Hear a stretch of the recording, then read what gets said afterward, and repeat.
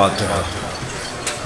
بسم الله الرحمن الرحيم. الحمد لله رب العالمين الرحمن الرحيم مالك يوم الدين إياك نعبد وإياك نستعين اهدنا الصراط المستقيم صراط الذين أنعمت عليهم غير المغضوب عليهم ولا الضالين. صل على محمد وعلى محمد وعلى أعوذ بالله من الشيطان الرجيم. بسم الله الرحمن الرحيم. الحمد لله الذي لا يبلغ مدحته القائلون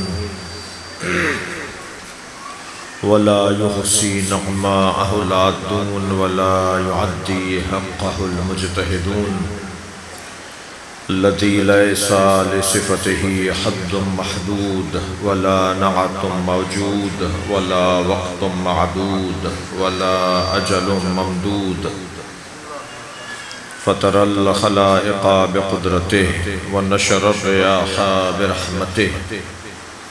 الصلاة والسلام على الرسول المسدد المصطفى العمجد المحمود الأحمد سيدنا ومولانا ومولى الكونين جد الحسن والحسين معاني أبو القاسم محمد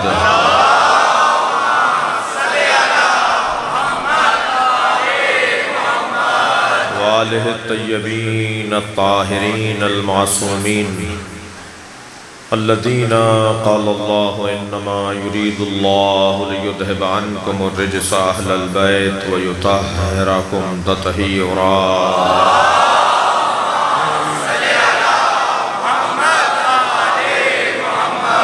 ولعنة الله على أعدائهم أجمعين من يوم عداوتهم إلى قيام يوم الدين. أما بعد قال الحكيم في قرآن الكريم. بسم الله الرحمن الرحيم. إن الله اصطفى آدم ونوحا وآل إبراهيم وآل عمران على العالمين. صلوات.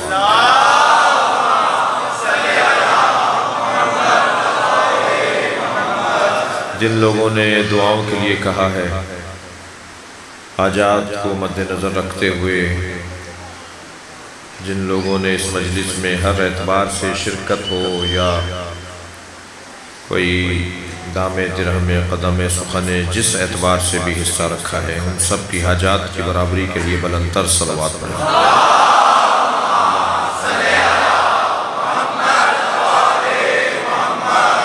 سورہ مبارکہ آل عمران آیت کا نشان ہے 33ویں آیت. ارشاد ہو رہا ہے ان اللہ اصطفى آدم ونوحا وآل ابراہیم وآل عمران علی العالمین. اللہ نے چن لیا ہے حضرت آدم، حضرت نوح، اور اللہ نے چن لیا ہے خاندان ابراہیم کو اور خاندان ابو طالب کو.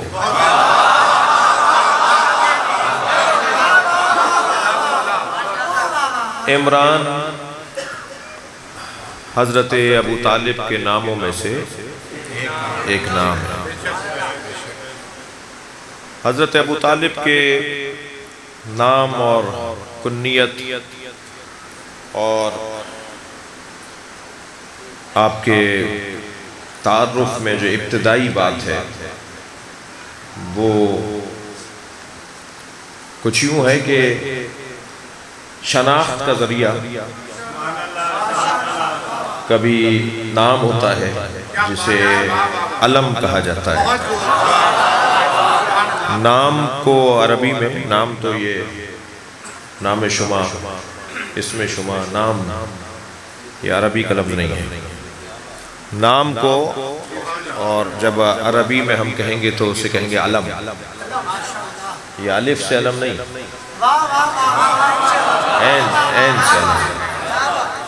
اور علم یعنی تعریف کی گئی ہے علم کی، وہ شناخت کا ذریعہ جو بغیر کسی شرط اور قید کے مسمى کا تعین کرے اسے علم کہا جاتا ہے. مثلا میرا نام مثلا سکندر علی نام ہے، اور اس نام کا ایک یہ نام ہے، یہ اسم ہے، اس کا ایک مسمہ ہے، نام علیحدہ ہے اور مسمہ علیحدہ ہے۔ بہت ضروری نہیں ہوتا اور ہمیشہ نہیں ہوتا کہ اسم اور مسمہ ایک جیسے ہوں، کبھی اسم اور مسمہ میں فرق بھی ہوتا ہے۔ جی، چہرے پر کوئی رونق نہیں ہے اور اماں نے نام رکھ دیا قمر۔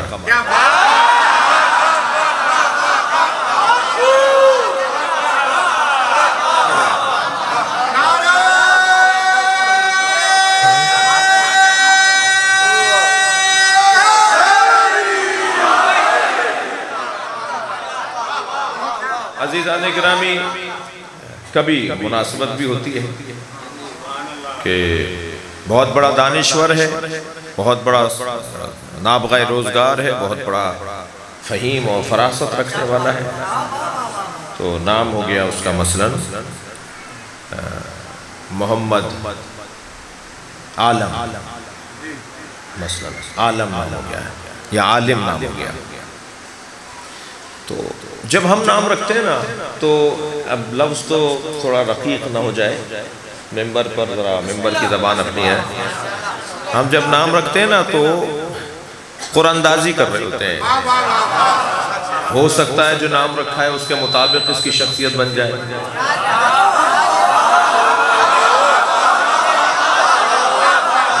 ہو سکتا ہے مثلاً میں اپنے کسی بچے کا، اپنے کسی متعلق بچے کا نام اگر ایسا رکھ دو کہ جو بڑا دعویٰ ہو، تو دعا کر رہے ہوتے ہیں اور امید کر رہے ہوتے ہیں کہ ہو سکتا ہے یہ نام کے مطابق ہو جائے۔ تو اسی لیے نصیحت یہ ہے کہ قسمت آزمائی نام رکھ کر نہ کرو، بلکہ وہ نام رکھو جو اللہ نے رکھے۔ میں اور آپ تو جب نام رکھتے ہیں ہمیں اپنا ہی نہیں پتا، تو ہمارے بچے کا ہمیں کیا پتا ہے؟ لیکن جب بھی اہل بیت کے ہاں بچے کی آمد ہو تو نبی نے فرمایا میں نام نہیں رکھوں گا، اس کا نام اللہ رکھے گا۔ جب نام رکھنے والا اللہ ہو تو وہ جانتا ہے جو نام رکھوں گا ویسے ہی مسمہ ہوگا۔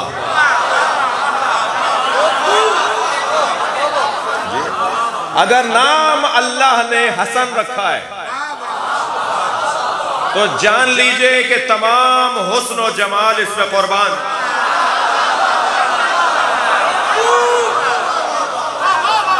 اگر نام اللہ نے فاطمہ رکھا ہے تو جان لیجئے کہ تمام معرفتیں جہاں تمام علم جہاں دنگ رہ جائے وہ مقام سیدہ کا ہے۔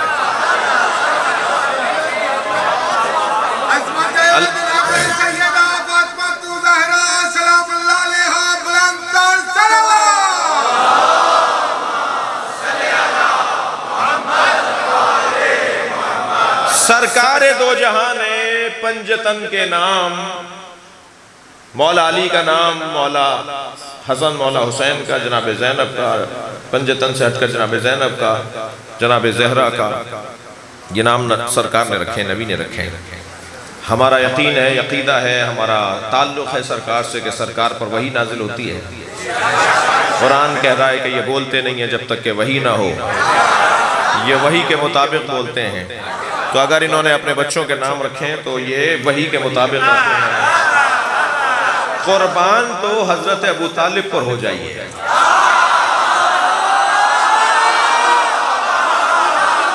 جس مصطفیٰ نے حسن حسین فاطمہ نام رکھے وہ تو اس لیے کہ وحی کے مطابق ہے، اور جس ابو طالب نے محمد نام رکھا ہے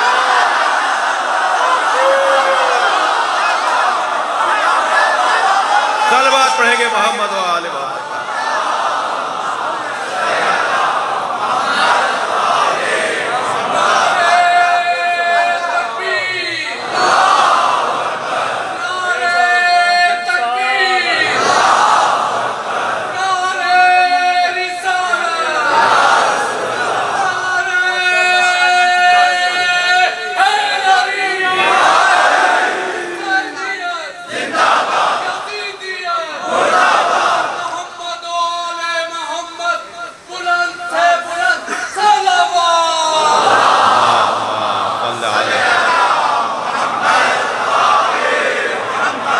توجہ کر رہے ہیں آپ؟ حضرت نبی مکرم کا نام حضرت ابو طالب اور حضرت عبد المطلب نے رکھا ہے، دادا نے اور چاچا نے رکھا ہے۔ اللہ اکبر۔ مجھے ایک جملہ کہنے دیجئے، کافر ماں باپ کے رکھے ہوئے نام تبدیل کرنے پڑتے ہیں۔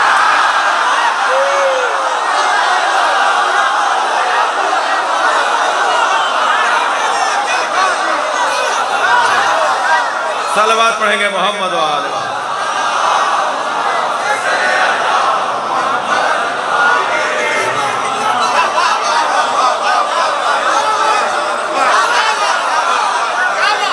صلوات پڑھیں گے۔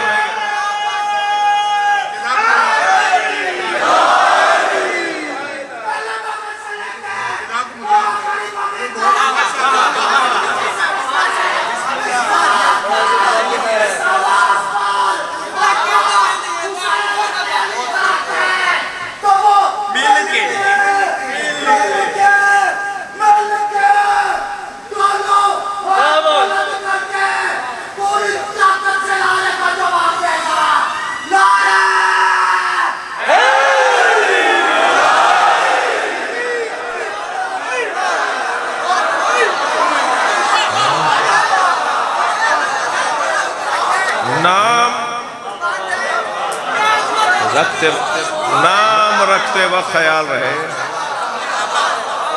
فرمایا ابو طالب میں نے اتنا حسین بچہ نہیں دیکھا۔ حضرت عبد المطلب فرما رہے ہیں جب دادا کی گود میں پوتا دیا گیا، فرمایا ابو طالب میں نے اتنا حسین بچہ نہیں دیکھا۔ حضرت قریب آئے کہا بابا میں نے بھی اتنا حسین نہیں دیکھا۔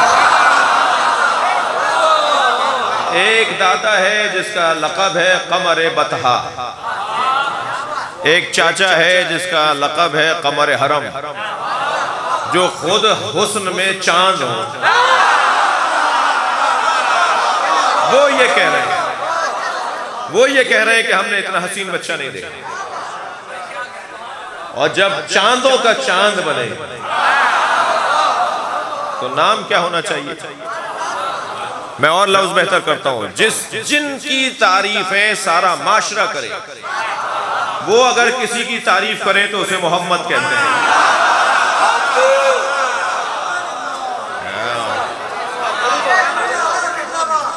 یہی میں کہہ دیتا ہوں کہ سرکار کے دو نام سرکار کے 99، لیکن سرکار کے دو قرآنی نام، سرکار کے دو معروف نام، سرکار کے دو آسمانی نام، سرکار کے دو الہی نام،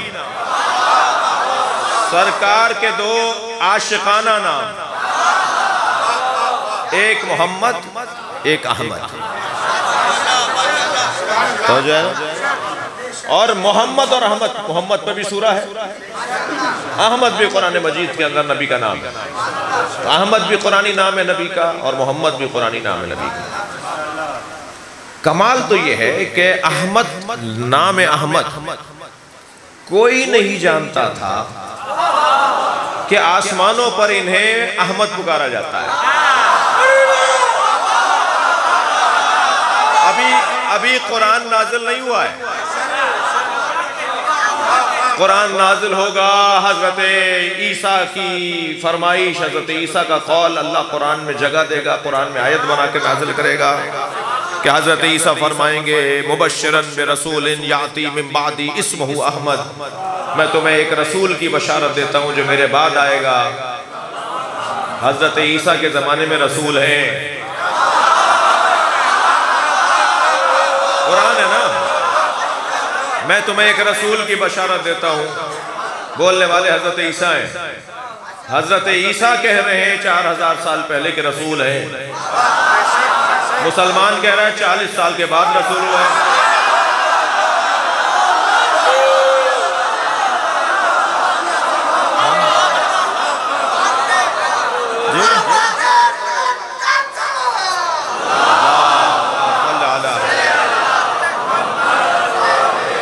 ابھی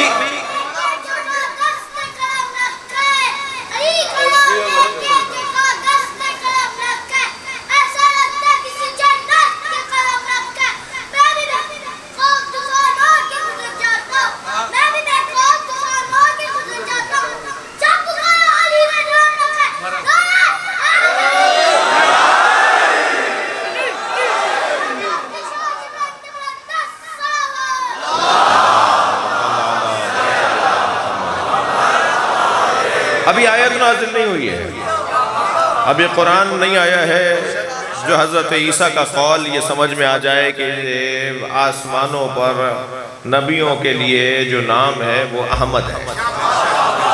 حضرت ابو طالب نے قرآن نازل ہونے سے پہلے حضرت نبی مکرم کو احمد کہہ کے پکار دیا۔ احمد بھی محمد بھی حضرت عبد المطلب اور حضرت ابو طالب نے نام رکھا، اور مولا علی کا نام بھی سرکار دو جہاں نے علی، حضرت ابو طالب نے علی فرمایا اس کا نام کیا رکھا جائے؟ حضرت ابو طالب نے 2 مصرے لکھے، یا اللہ یہ تیرے بندے کا بچہ ہے، تو ہی بتا اس کا نام کیا رکھو۔ نبی کا اللہ سے پوچھنا تو سمجھ میں آتا ہے،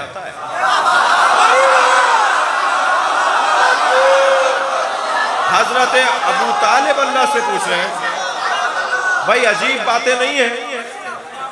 قرآن نازل ہونے سے پہلے جو نبیوں کے نام ابو طالب نے نظم کر دیے تھے، اللہ نے وہی نام قرآن میں اتارے ہیں۔ 24 نبیوں کے نام وہی ہیں جو ابو طالب نے پہلے نظم کر دیے تھے۔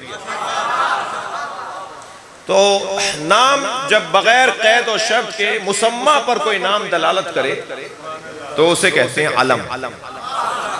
عالم جمع ہے علم،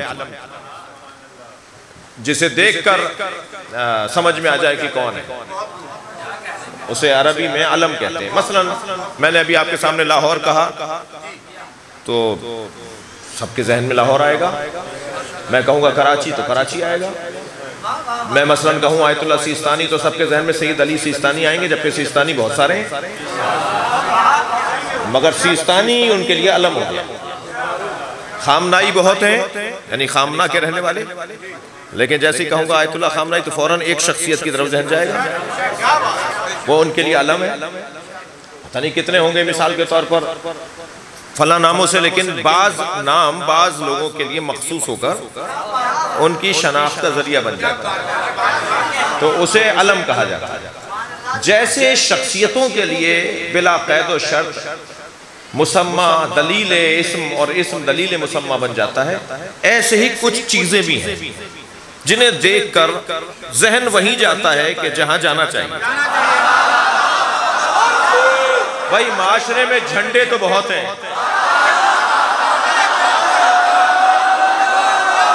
مگر علم کو دیکھ کر ذہن کربلا جاتا ہے۔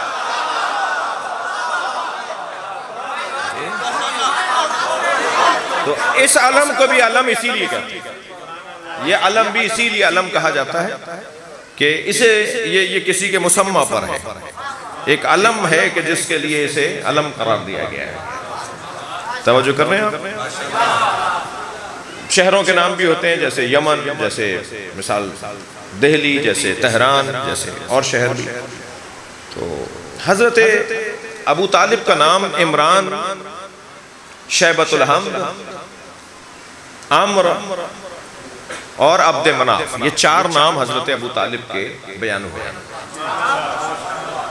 لیکن حضرت ابو طالب کی کنیت غلبت الکنیت علی اسم، حضرت ابو طالب کی کنیت جو ابو طالب ہے وہ ان کے نام پر غلبہ پا گئی،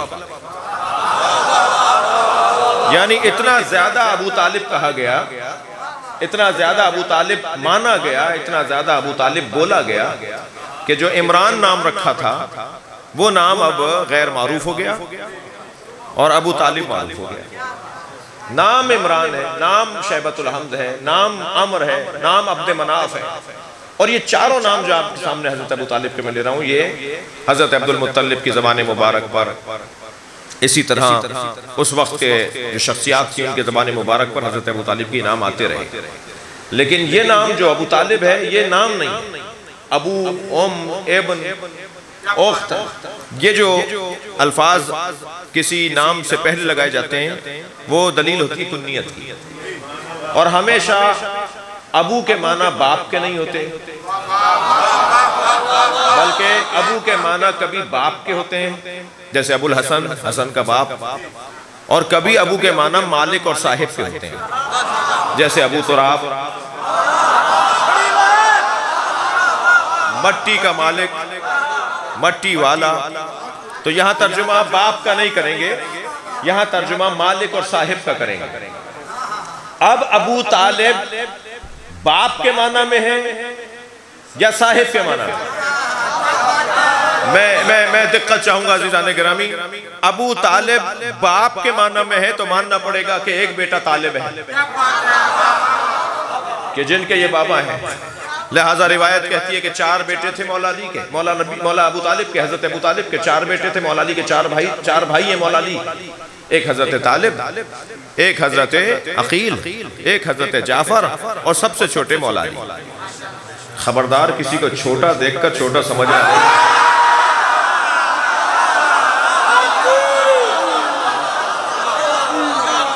جی تو حضرت ابو طالب کے سب سے بڑے بیٹے طالب، وہ جنگ بدر میں نبی کی طرف سے گئے تھے بدریوں کے حالات کو معلوم کرنے کے لیے کہ طالب جاؤ، جا کر دیکھو کہ ان کا لشکر میں لوگ کتنے ہیں، ان کے پاس سواریاں کتنی ہیں، ان کے پاس اسلحہ کیسا ہے. جب وہ گئے تو واپس نہیں آئے. بعض کہتے ہیں جی گم ہو گئے، بعض کہتے ہیں جی قتل کر دیے گئے، بعض کہتے ہیں جی اغوا کر کے انہیں کہیں دور لے جا کے شہید کر دیا گیا. پھر کچھ نہیں ملا ان کے بارے میں.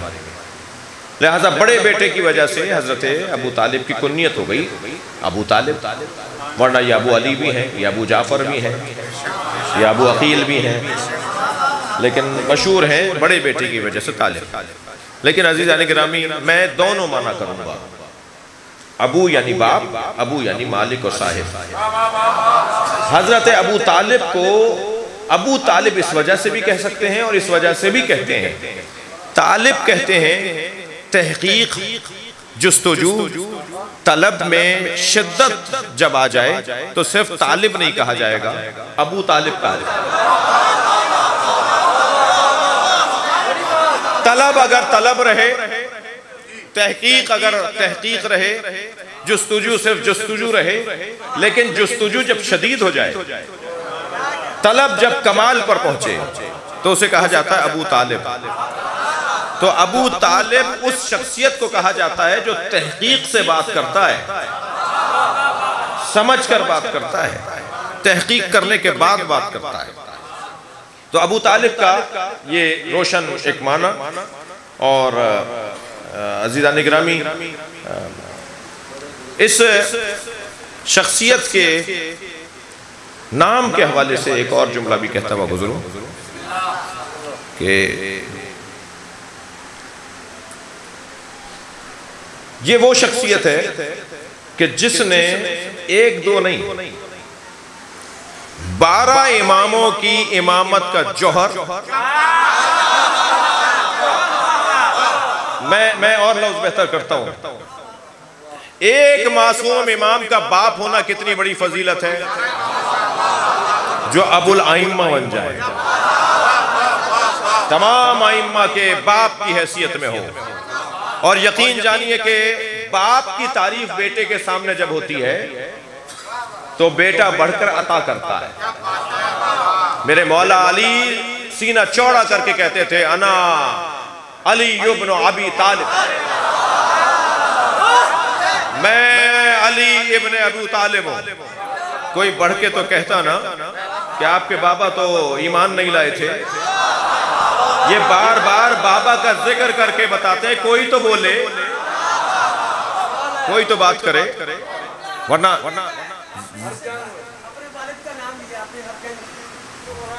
یہ وہ نام نہ لے اپنے باپ کا جو اپنے باپ کے بارے میں مطمئن نہ ہو.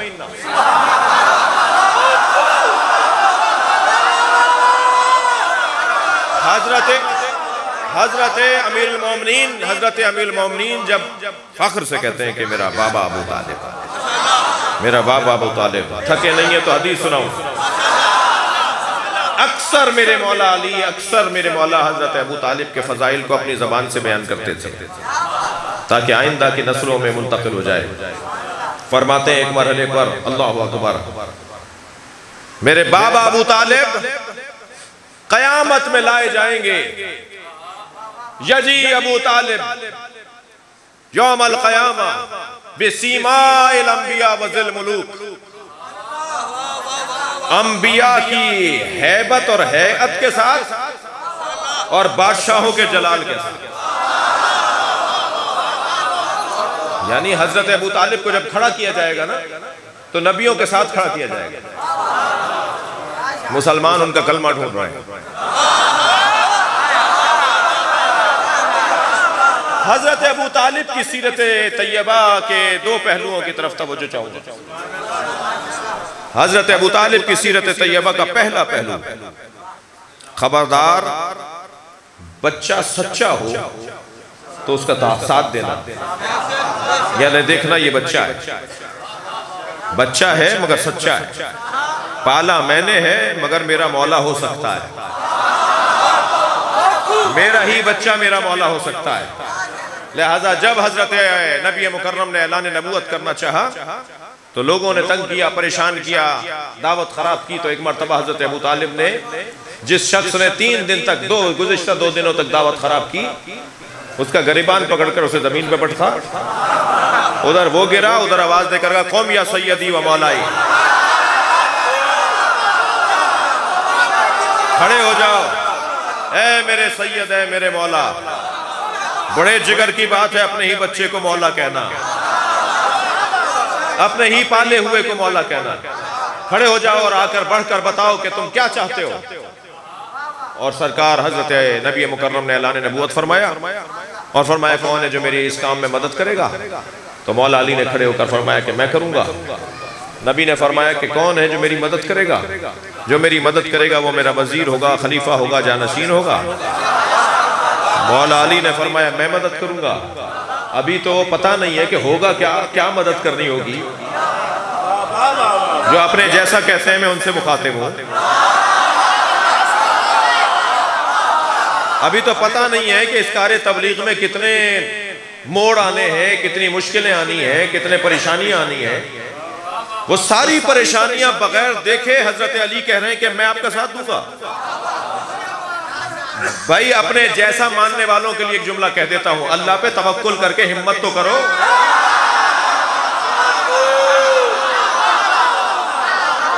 یا رسول اللہ میں آپ کی مدد کروں گا. اور نبی مکرم نے جب دیکھا کہ کوئی مدد کرنے کے لیے بھی تیار نہیں ہے اور علی اللہ پہ اتنا توکل رکھتا ہے، تو اعلان نبوت کے موقع پر علی نے نبی کی حمایت کا اعلان کیا. حل جزاء الاحسان الا الاحسان، احسان کا بدلہ کیا احسان کے علاوہ کچھ اور ہے؟ تو 23 برس پہلے علی نے کہا تھا میں ساتھ دوں گا، اور آپ نے علی کی حمایت کی وجہ سے اعلان نبوت کر دیا. 23 سال کے بعد جزا کا بدلہ جزا یہ ہوگا کہ غدیر میں کہیں گے من کنت مولا.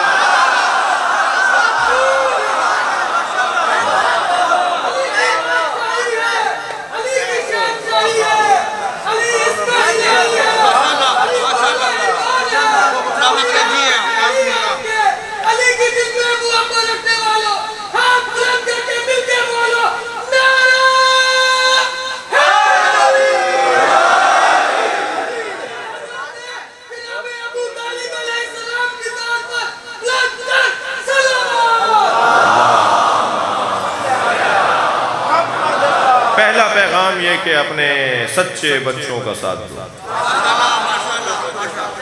دوسرا پیغام یہ ہے کہ اپنے بچوں کو بڑے مقصد کی خاطر تیار کرو. اپنے بچوں کو آمادہ کرو کہ تمہیں کسی مقصدیت کے لیے زندہ رہنا ہے. کھانا پینا جاگنا اٹھنا سونا پھرنا چلنا لیٹنا بیٹھنا یہ مقصد نہیں ہے. یہ تو اچھا کام جانور کر لیتے ہیں، کھانے پینے کا کام اچھا جانور کرتے ہیں. آپ تو فلاں چیز نہیں کھا سکتے، فلاں چیز نہیں کھا سکتے، جانور سب کھا سکتے ہیں. گائے گزر رہی ہے ایک پنساری کی اور ایک پرچون کی دکان کے آگے سے، دال کی بوری رکھی تھی جی، آدھی بوری کھا گئی. تو یہ جانور تو کر سکتا ہے بغیر اجازت کے کسی کا مال کھا لے.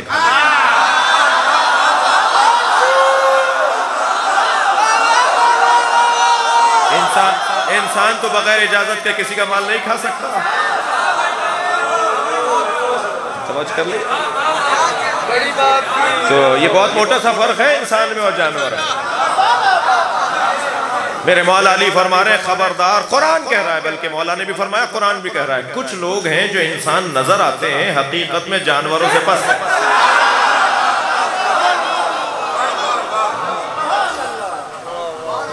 کھانا کون سا معیار ہے بھائی؟ پینا کون سا معیار ہے؟ جانور ہر جگہ منہ ڈال کے ہر چیز جا کے پی لیتا ہے، ہم ہر چیز پی لیں؟ ہر چیز پئیں گے؟ خبردار، کوئی ایسی چیز نہ پی لینا۔ بھائی جملہ محسوس کریں گے، بھوک اور پیاس فطرت ہے تو پی لیں ہر چیز، کھا لیں ہر چیز۔ بھوک اور پیاس فطرت ہے، جب فطرت ہے تو کھا لو ہر چیز، پی لو ہر چیز۔ لیکن جب فطرت بے لگام ہونے لگے تو اس کی لگام کو شریعت کہا جاتا ہے۔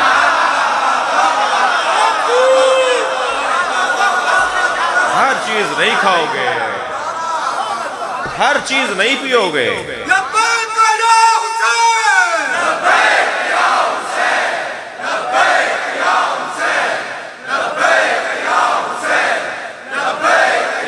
بلند تر صلوات پڑھیں گے۔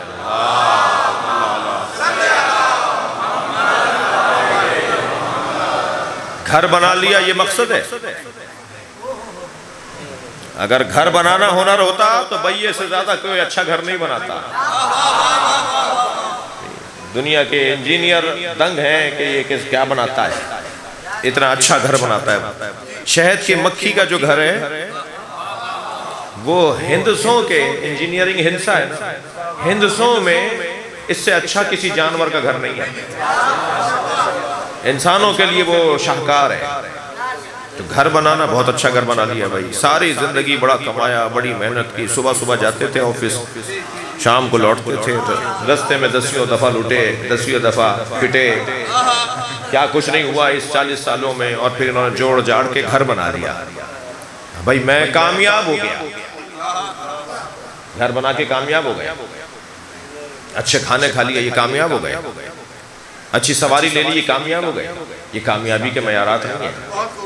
اگر یہ کامیابی کے معیارات ہوتے تو سکندر اعظم جس کی حکومت میں سورج ڈوبتا نہیں تھا، سکندر اعظم جس کی حکومت اتنی بڑی تھی کہ اس کی حکومت میں سورج ڈوبتا نہیں تھا، اتنی بڑی زمین، اتنی بڑی ملک تھے، اتنے ملک تھے کہ جہاں سورج ہمیشہ سورج اس کے ملک میں رہتا تھا، ہمیشہ سورج چمکتا رہتا تھا۔ یہاں ڈوبتا تھا تو ایک اور جگہ جہاں چمک رہا ہوتا تھا وہ بھی اسی کا ملک ہوتا تھا۔ جی میں جو کہہ رہا ہوں وہ بات روشن ہے۔ لیکن جب جانے لگا نا دنیا سے، کہنے لگا تابوت سے میرے دونوں ہاتھ باہر نکال دینا، اور میرے دونوں ہاتھ ایسے پھیلا کر میت تابوت سے باہر نکال دینا، سارا مجمع دیکھے خالی ہاتھ جا رہا ہے۔ اتنا کچھ ہونے کے باوجود دنیا سے خالی ہاتھ، کوئی اپنے ساتھ زمین نہیں لے جاتا، کوئی اپنے ساتھ مکان نہیں لے جاتا۔ کل بھی میں نے گزارش کی تھی، خدا کے واسطے اپنے بچوں پہ نہیں چھوڑو اپنے کام، بعد میں بچے لڑیں گے تمہاری جائیدادوں پر، اپنے ہاتھ سے جو کرنا ہے کر دیا جائے، البتہ بچوں کے حقوق پامال نہ ہو جائے، یہ بھی مطلب ہرگز نہیں ہے، مگر یہ مقصد زندگی نہیں ہے بھائی۔ بدن مضبوط ہو جائے، جی روزانہ ورزش کر رہے ہیں، دودھ پی رہے ہیں، بادام کھا رہے ہیں، پستے کھا رہے ہیں، بدن اچھا ہو جائے، تمہارا بدن کتنا اچھا ہوگا ہاتھی کی طرح نہیں ہو پائے گا۔ کتنا مضبوط کر لو گے، اونٹ سے زیادہ لمبے نہیں ہو پاؤ گے۔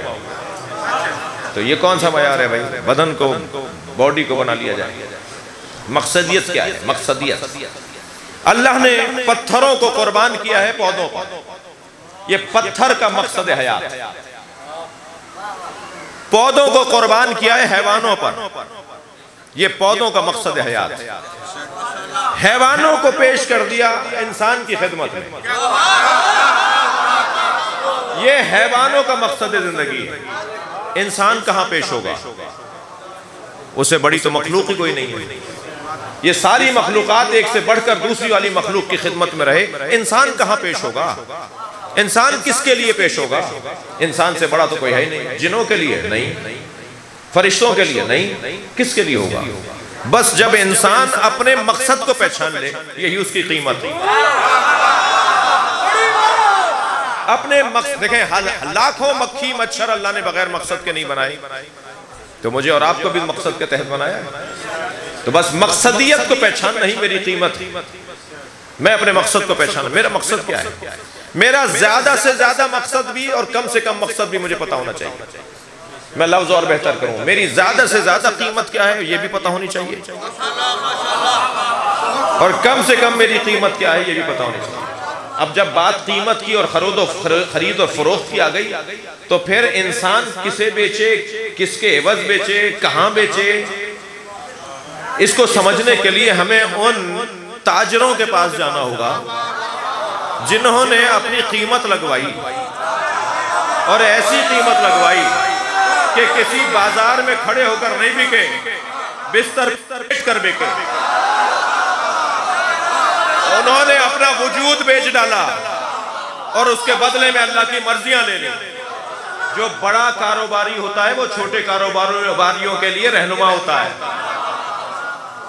تاریخ عبدیت میں علی سے بڑا کوئی کاروباری نہیں ہے، علی مولا سے زیادہ بڑا کوئی تاجر نہیں ہے. تاریخ عبدیت میں علی سے اچھا سودا کسی نے نہیں کیا. تو جو سب سے بڑا تاجر ہوگا وہی بتائے گا کہ ہمارا سودا کیسے ہوگا. تو فرمایا اپنے آپ کو بیچنا ضرور مگر جنت سے کم نہ بیچنا.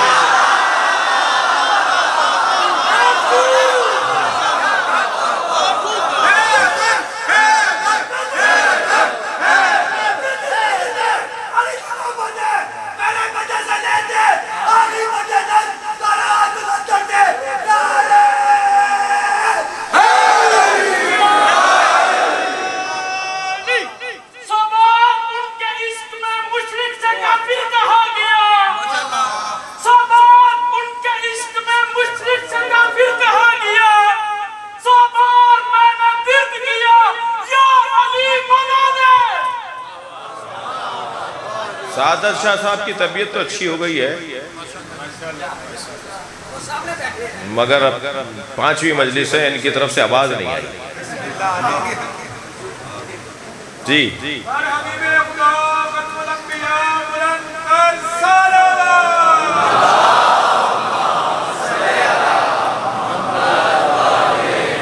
جی شاہ صاحب جی. نہیں نعرہ ہاں نہیں وہیں کھڑے.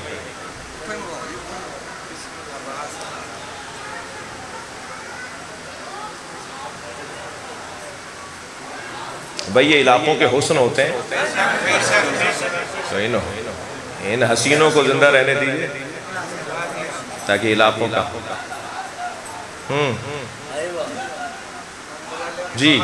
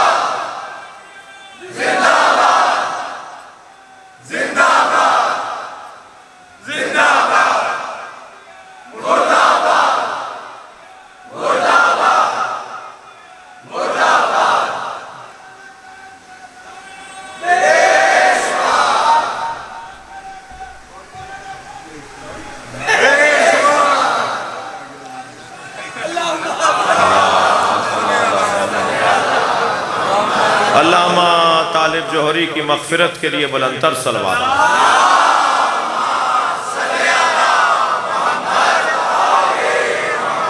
توجہ کر لی آپ نے. مقصدیت مولا علی فرما رہے ہیں خبردار فلا تبیعوها الا الجنہ. اپنے اس نفس کو، اپنے اس وجود کو جنت سے کم نہ بیچنا. جنت کم سے کم قیمت، زیادہ سے زیادہ قیمت رضوان من اللہ.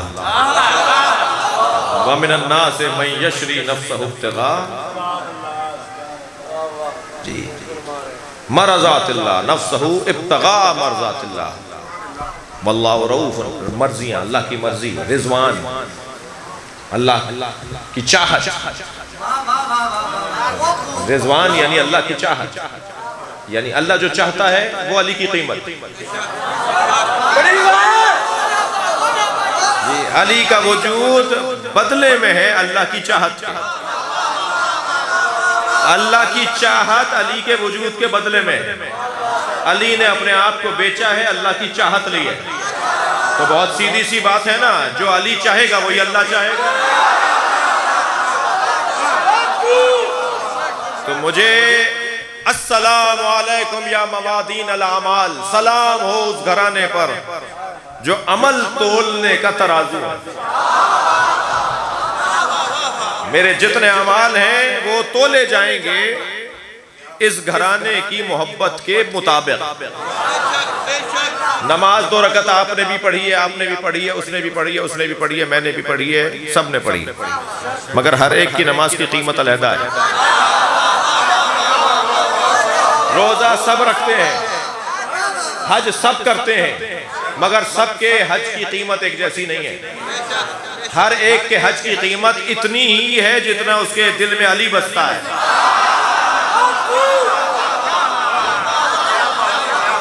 بے مقدار محبت اہل بیت، میری عبادتیں بے مقدار محبت اہل بیت۔ تو ممکن ہے اس وقت مجمع میں اگر مجلس کے اندر اگر فرض کریں 10,000 آدمی آئے ہوئے ہیں، 4,000 آدمی آئے ہوئے ہیں، 6,000 آدمی آئے ہوئے ہیں، ہزاروں کی تعداد ہے اس وقت مجلس میں۔ یہ جو ہزاروں کی تعداد میں لوگ آئے ہوئے ہیں تو ہر ایک کی قیمت نماز روزے کی علیحدہ ہے۔ بس جیسے جیسے میں اپنے دل میں علی کی محبت چاہت بڑھاتا رہوں گا، میری نماز کی قیمت بڑھتی چلی جائے گی، میرے روزے کی قیمت، میرے حج کی قیمت بڑھتی چلی جائے گی۔ تو ہو سکتا ہے کہ کوئی 70 رکعتیں پڑھے اور اسے کچھ بھی نہ ملے، اور کوئی علی کی محبت میں 2 رکعت پڑھے۔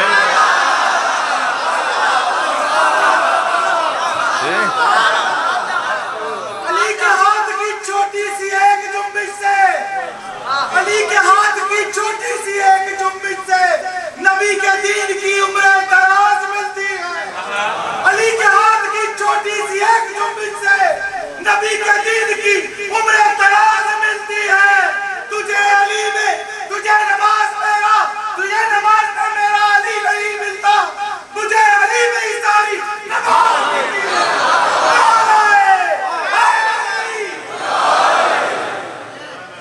توجہ ہے، بہت صحیح کہا ہے انہوں نے، بغیر حب علی تم خود حرام ہو۔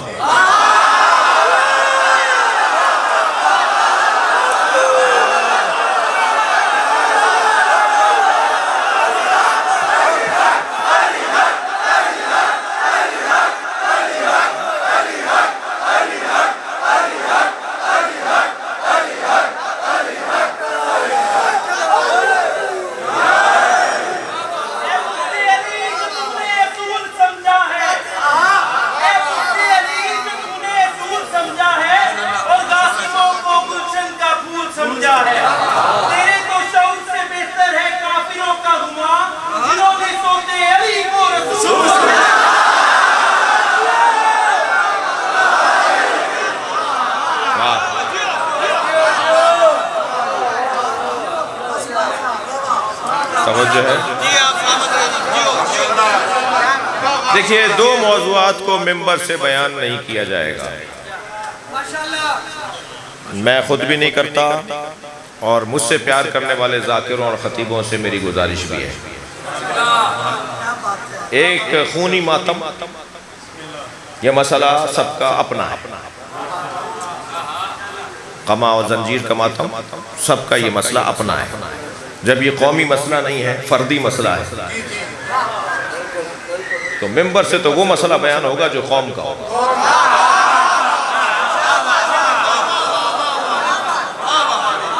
توجہ ہے، دوسرا مسئلہ ممبر سے بیان نہیں ہوگا، وہ ہے شہادت ثالثہ کا۔ اس لیے کہ یہ بھی فردی مسئلہ ہے.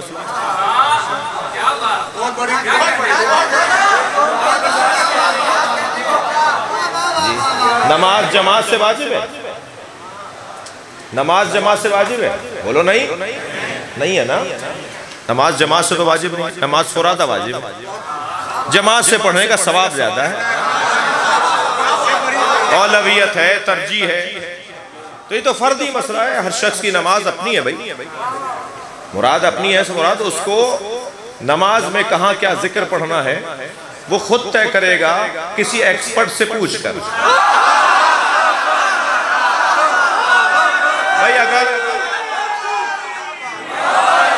بھائی اگر ہماری گاڑی کا مکینک ہماری گاڑی ٹھیک نہ کر رہا ہو، 6 دن سے کھڑی ہے، بار بار لے جا رہے ہیں، پھر روڈ پر آتی ہے تو خراب ہو جاتی ہے، تو پھر اب گاڑی ٹھیک کروانے کے لیے ڈاکٹر صاحب کے نہیں جائیں گے.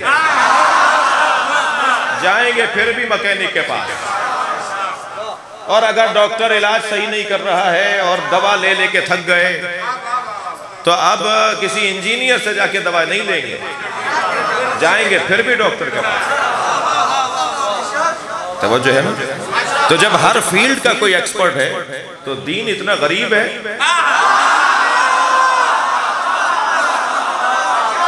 کہ اس کی تشریح کرنے والا کوئی نہیں ہے. ہر ککڑی بیچنے والا کہتا ہے میں مفتی ہوں.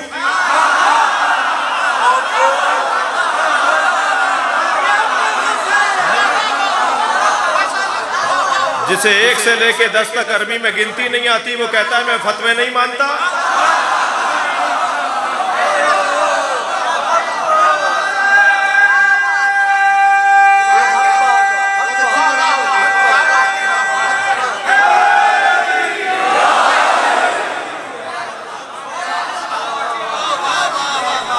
توجہ ہے.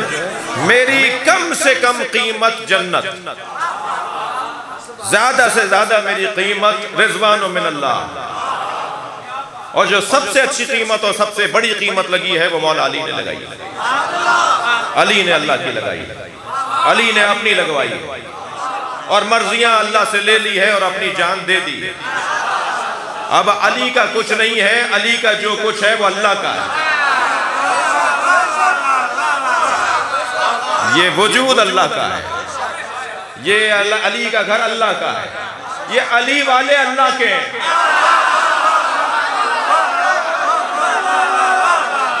بات روشن ہے. تو کم سے کم قیمت جنت اور زیادہ سے زیادہ رضوان من اللہ.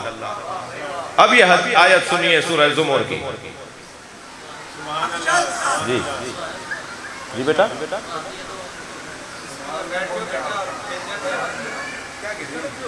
ایک سلوات پڑھیں ذرا محمد والا. کیا ہے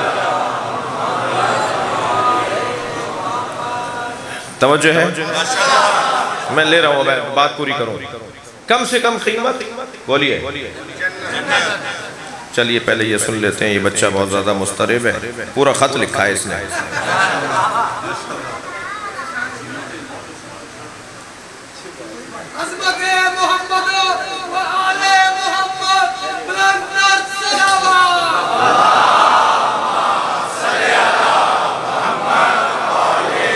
سوال کیا ہے کہ اللہ سے مدد مانگنی چاہیے یا مولا علی سے. اور یہ اتنی دفعہ میں جواب دے چکا ہوں، تو ہماری پرانی تقریریں نکال کے سنو جی. مگر تمہارا دل رکھنے کو ایک جملہ کہوں گا.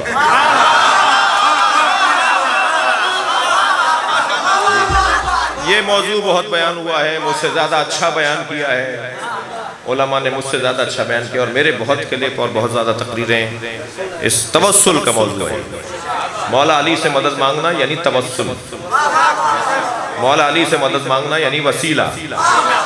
ہم علی کو معاذ اللہ اور رب نہیں کہتے.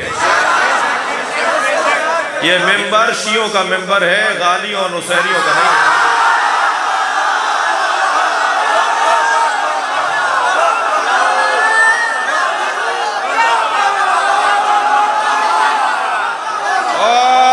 کان کھول کے سنو، مقصروں کا بھی نہیں ہے.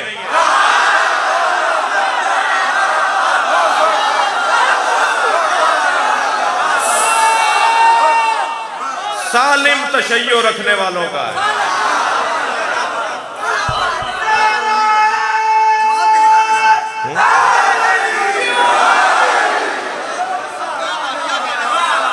عزیزو، بڑا خون دیا ہے تشیع کی سالمیت کے لیے، بڑی جانیں دی ہیں تشیع کی سالمیت کے لیے، بڑا پیسہ بڑا وقت لگا ہے تشیع کو سالم رکھنے کے لیے۔ چند اختلاج ذہنی رکھنے والوں کے پیچھے نہ چلیے گا۔ سنی سنائی بات منبر پر کر کر پھنس جانے والے لوگ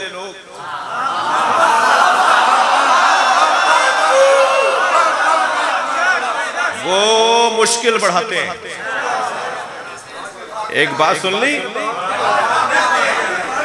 ایک بات سن لی اور اس کو آگے بیان کر دیا۔ اب اس کے بعد کیا ہوگا وہ آتا ہی نہیں۔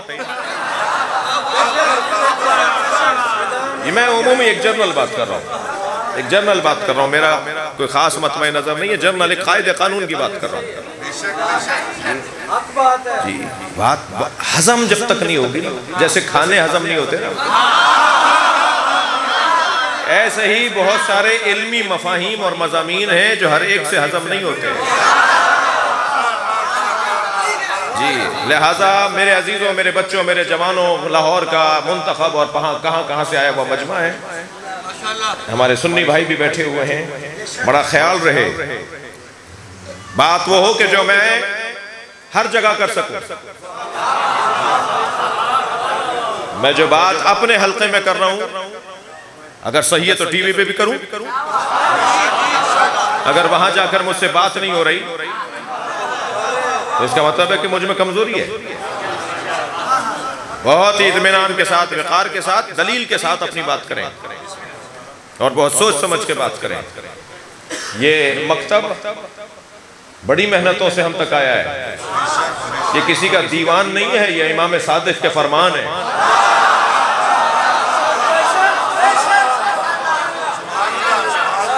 انتہائی احتیاط کے ساتھ۔ تو اس موضوع پر بہت کچھ کہا جا چکا ہے، تم تلاش کرو۔ ابھی پچھلے دنوں ایک سیاستدان، ایک وزیر ہیں اس وقت مملکت میں، انہوں نے کہا جی میں تقلید کو نہیں مانتا تو آپ کیا کہتے ہیں؟ میں نے کہا جو میں کہتا ہوں آپ کو بھیج دیتا ہوں۔ تو ہم نے اپنے بچوں سے کہا جو ہمارے تھوڑا بہت میڈیا دیکھتے ہیں، میں نے کہا جی تقلید پر جو کچھ میں نے کہا ہوا ہے وہ ذرا کلپ ڈھونڈو، 100 سے زیادہ کلپ، ہمارے 100 دلیلیں وہ ان کو بھیجی۔ انہوں نے کہا جی پہلی دلیل میں ہی میں قائل ہو گیا تھا، آپ نے تو 100 بھیج دیا۔ تو بہت کچھ توسل اور وسیلے کے موضوع پر نیٹ پر موجود ہے، مگر میں اس بچے کی تسلی کے لیے، اس کے حوصلہ افزائی کے لیے، یہ بہت بڑا حوصلہ ہے پوچھنے کا، میں حوصلہ افزائی کرتا ہوں، میں ناراض نہیں ہوتا۔ یا اگر اس پرچے میں مجھے گالی بھی لکھ دیتا نا تو میں اس سے ناراض نہیں ہوتا۔ ہمارے ہاں یہ رواج ہی ختم ہو گیا۔ اب میں اس دروازے سے آیا ہوں، اسی سے چلا جاؤں گا۔ یہ جو 4000 آدمی آئے ہوئے ہیں ان سے میں محروم ہو گیا، مجھے ثواب نہیں مل رہا کہ میں ان سے ہاتھ ملاؤں، جو بھی وجہ ہے تو کہا پرچہ بھیج دو بھائی، خط بھیج دو۔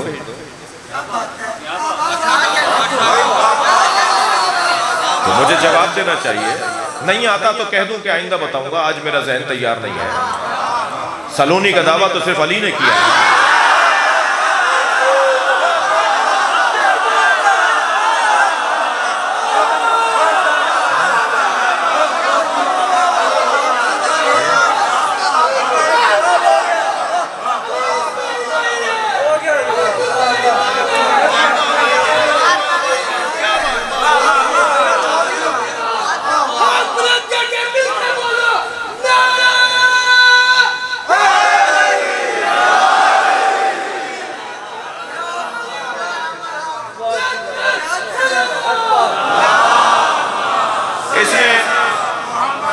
اس بچے نے اپنے سوال میں ایک آیت کا حوالہ بھی دیا ہے کہ اَمَّن يُجِيبُ الْمُسْتَرَّ اِذَا دَعَاهُ وَيَكْشِفُ السُّوءَ، کون ہے جو مستروں اور مستربوں کی دعاؤں کو سنتا ہے؟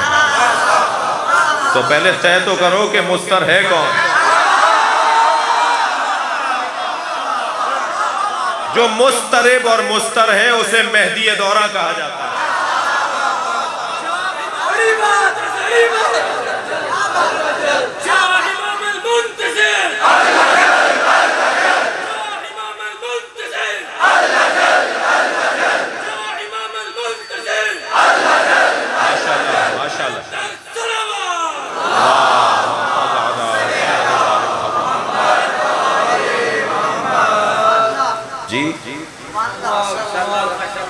ہم سب امام کے منتظر ہیں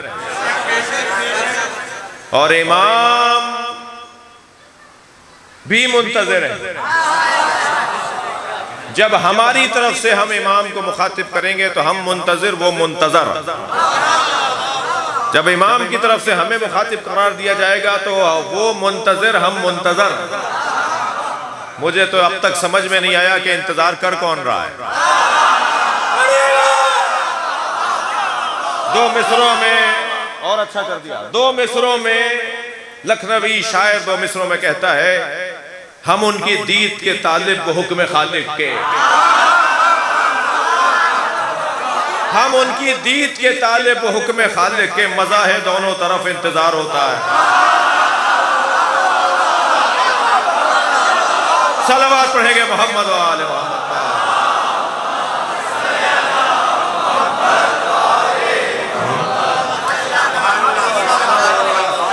تو ایک جواب تو اس بچے کا کہ اَمَّن يُجِيبُ الْمُضْطَرَّ اِذَا دَعَاهُ وَيَكْشِفُ السُّوءَ. اس آیت کا مطلب کیا ہے؟ دوسری بات یہ میرے بچے میرے عزیز، اور اس سوال ذہن میں رکھنے والے ہر عزیز سے کہہ رہا ہوں، ہر سنی شیعہ سے کہہ رہا ہوں، ہر قرآن کے طالب علم سے کہہ رہا ہوں کہ قرآن کی ایک آیت پڑھ کر عقیدہ نہیں بنتا. قرآن کی تمام آیات پڑھنے کے بعد عقیدہ بنایا جاتا ہے. اور میں تو کہاں جا کے سر پھوڑوں کہ یہاں تو آدھی آیت پڑھ کر عقیدہ بناتا ہے. لہذا ایک آیت اگر اللہ سے مانگنے کی بات کر رہی ہے اور دوسری آیت میں اللہ کا نمائندہ ہی اپنے بندوں سے مانگ رہا ہو، کون ہے جو میری مدد کرے؟ کون کہہ رہا ہے؟ حضرت عیسیٰ کہہ رہے ہیں اپنے حواریوں سے. حضرت عیسیٰ اللہ سے مانگیے نا، اللہ سے کہیے کہ اللہ میری مدد کرے. کون ہے من انصاری اللہ؟ کون ہے اللہ کی خاطر میری مدد کرنے والا؟ تو قاعدہ کیا بنا؟ اللہ کی خاطر مدد کرنے والا اگر کوئی ہو تو وہ مددگار ہوتا ہے.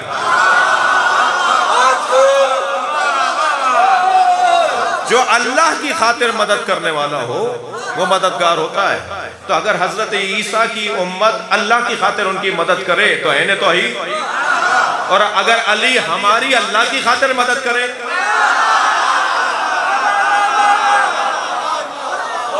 بہت سادہ سیدھی سامنے کی بات ہے.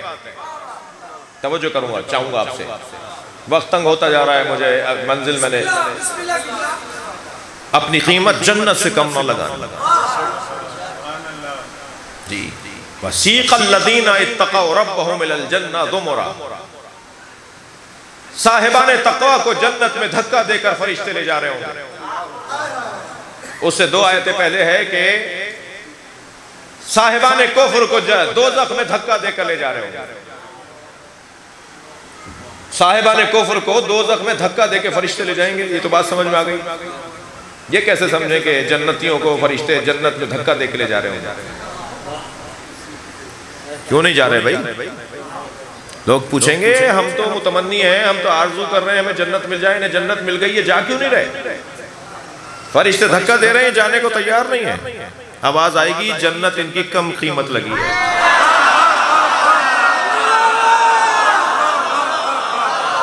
یہ اللہ سے اور چاہتے ہیں، یہ اللہ سے جنت سے زیادہ چاہتے ہیں. جنت سے زیادہ اور کیا ہے؟ ان کو یہ نہیں جانے کو تیار. پوچھا جائے گا فرشتوں سے کون ہے؟ جواب دیا جائے گا ہم خداس الحسین، یہ حسین کے عزادار. یہ کہہ رہے ہیں کہ ہمیں وہ جگہ چاہیے جہاں حسین ہو.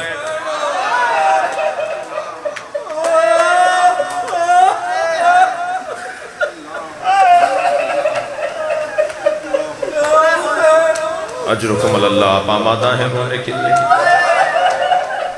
ابھی کچھ دیر کے بعد آپ شب شہادت ہے، ابھی کچھ دیر کے بعد آپ تابوت کی زیارت کریں گے۔ یاد رہے اس صاحب تابوت کو زہر دیا گیا ہے۔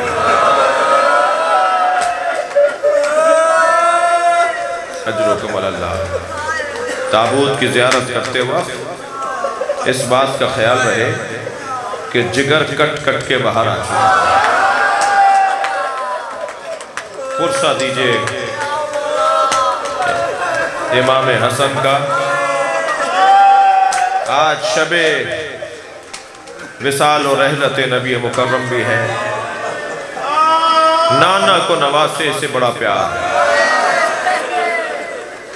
کبھی اس کاندھے پر بٹھاتے ہیں، کبھی زبان چساتے ہیں، کبھی سینے پہ لٹاتے ہیں، کبھی حسن مجتبیٰ کو گود میں اٹھاتے ہیں اور بڑے فخر سے کہتے ہیں میرا بڑا بیٹا ہے۔ امام حسن نبی کے بڑے بیٹے ہیں، سبت اکبر، میرا بڑا بیٹا ہے، سبت اکبر کہہ کر، سبت اکبر نبی کے بڑے بیٹے امام حسن مجتبیٰ۔ عزادارو آپ آمادہ ہیں پنجتن کے 5 جنازوں کے حال سنیں گے؟ ہمارا رونا، ہماری عزاداری سمجھ میں آ جائے اگر یہ دیکھ لیا جائے کہ پنجتن کے ساتھ ہوا کیا۔ لوگوں کو بہت ساری چیزیں پیغام کے طور پر لے کے جائیے۔ 4 سال کا سن ہے جناب زینب کا۔ میری بی بی زہرہ نے نبی مولا علی سے فرمایا، بی بی زہرہ نے مولا علی سے فرمایا علی میرے حجرے میں اب زینب کو بھیج دیجئے، شہادت قریب ہے، سیدہ کا پہلو شکستہ ہے، سیدہ کی پسلیاں ٹوٹی ہوئی ہیں، سیدہ کا محسن شہید ہو چکا ہے، سیدہ دنیا چھوڑ کر جا رہی ہیں۔ فرمایا علی میرے حجرے میں اب زینب کو بھیج دیجئے۔ جب جناب زینب آئی نا، فرمایا زینب یہ صندوقچہ اٹھا کے لاؤ۔ جناب زینب صندوقچہ اٹھا کے لائیں، فرمایا بیٹا اسے کھولو۔ کھولا تو اس میں 5 کفن تھے، پنجتن کے کفن، 4 کفن تھے، ایک نبی کو دے دیا گیا۔ فرمایا جنت سے جبریل جب میرے بابا کی رحلت ہو رہی تھی تو جنت سے 5 کفن لے کر آئے تھے اور 5 حنوط لے کر آئے تھے۔ ایک کفن بابا کو دے دیا، یہ 4 کفن ہیں، یہ ذمہ داری اب میں جا رہی ہوں تمہیں سونپ رہی ہوں۔ خواتین اور بیویاں بھی بیٹھی ہیں، خواتین موجود ہیں۔ معمولاً جب کسی گھر میں رحلت ہو جاتی ہے تو مرد گھر میں جا کے عورتوں سے کہتے ہیں کفن لا دو، تو کفن کی ذمہ داریاں معمولاً خواتین ہی ہیں۔ نبی نے اپنی بیٹی جناب زہرہ کو دیا تھا اور جناب زہرہ اپنی بیٹی زینب کو دے رہی ہے۔ ایک کفن کا بیٹا دکھاتی رہو، میں بتاتی رہوں کہ کون سا کفن کس کا ہے۔ ایک کفن دیکھ کر فرمایا ابھی انہی دنوں میں تمہارے بابا گھر میں آ کر تم سے کہیں گے زینب اپنی ماں کا کفن دے دو۔ اجرکم اللہ، اجرکم اللہ، اجرکم اللہ۔ بڑی سنگین ذمہ داری ہے جو جناب زہرہ جناب زینب کو دے رہی ہیں۔ تو میری بیٹی یہ کفن تمہارے بابا کو جا کے دے دینا کہ یہ اماں کا کفن ہے۔ ایک اور کفن دیکھ کر فرمایا بیٹا کچھ مدت کے بعد تمہارا بھائی حسن گھر میں آئے گا اور تم سے آ کر کہے گا زینب بابا علی کا کفن دے دو، تو زینب یہ کفن بابا علی کا ہے، تم اپنے بھائی حسن کو یہ کفن دے دینا۔ پھر تیسرا کفن دیکھا، فرمایا کچھ مدت کے بعد تمہارا بھائی حسین گھر میں آ کے تم سے کہے گا بھائی حسن کا کفن دو، تو یہ بھائی حسن کا کفن ہے، یہ اپنے بھائی حسین کو دے دینا۔ عزادارو آخری کفن رہ گیا، جناب زینب نے ماں کو دکھایا، جناب زہرہ نے دیکھ کے گریہ کیا اور فرمایا یہ بھی حسن کا ہے۔ اجرکم اللہ، اجرکم اللہ، اجرکم اللہ۔ حق ہے بلند آواز سے رونا۔ جناب زینب نے پوچھا اماں پہلے والا کفن بھی بھائی کا تھا، فرمایا زینب یہ بھی بھائی کا ہے. اے زینب حسن کے 2 کفن ہیں. کہا اما بھائی حسین کا کفن؟ فرمایا زینب حسین کا کفن جنت سے نہیں آیا، میرا بچہ بے گور و کفن رہے. اجرکم اللہ، اجرکم اللہ. مجلس ہو گئی، مجلس ہو گئی. ایک منزل اور لے لیجئے. پنجتن کے 5 جنازوں کا حال تو سنیے. نبی کے جنازے میں 11 آدمی. آج جو نبی کے شبیہ تابوت کی زیارت کریں گے، نہیں تھا نا کوئی اٹھانے والا. نبی کے جنازے میں 11 آدمی. بعض نے مجھے جواب دیا، یہ مسائل میں پہلے پڑھ چکا ہوں، بعض لوگوں نے مجھے جواب دیا ہے کہ نہیں، نبی کے جنازے میں لوگ حجرے میں آتے تھے، سلام کر کے باہر جاتے تھے. میں کہتا ہوں کہ لوگوں کا نہ بتاؤ، بڑوں کا بتا دو. نبی کے جنازے میں سنیں گے امت کو اعتراض ہوا، علی نے ہمیں جنازے میں نہیں بلایا. مولا نے فرمایا میں اہل بیت، میرے اوپر ذمہ داریاں، شرعی ذمہ داری وارث میں، لہذا وارث ہی کام کرتا ہے، میں وارث ہوں. نبی کے جنازے میں نہیں بلایا تو اعتراض ہوا. اس گھر میں دوسرا جنازہ جناب زہرا کا، 75 یا 95 دن بعد جناب زہرا کے جنازے میں 4 آدمی. تھکیں گے نہیں، مجھے بات پوری کرنے دیں. سیدہ زہرا کے جنازے میں 4 آدمی. رات کی تاریکی میں دفنا دیا. امت کو اعتراض ہوا کہ اہل بیت نے ہمیں جنازے زہرا میں نہیں بلایا. اس گھر میں علی کا تیسرا جنازہ سنیں گے 2 آدمی. 3 جنازے پنجتن کے ہو چکے جن میں اعتراض ہو رہا ہے کہ اہل بیت ہمیں جنازے میں نہیں بلاتے. بڑی آرزو تھی نا رونے والوں، بہت عرصے سے کہہ رہے تھے نا کہ ہمیں جنازے میں بلاؤ. یہ اہل بیت کا پہلا جنازہ تھا جو حسن مولا کا. تمہاری بڑی خواہش تھی کہ جنازے کو کاندھا دو گے، امت نے تیر مار دیے اور 5ویں جنازے پہ تو گھوڑے دوڑے. ماتم حسین.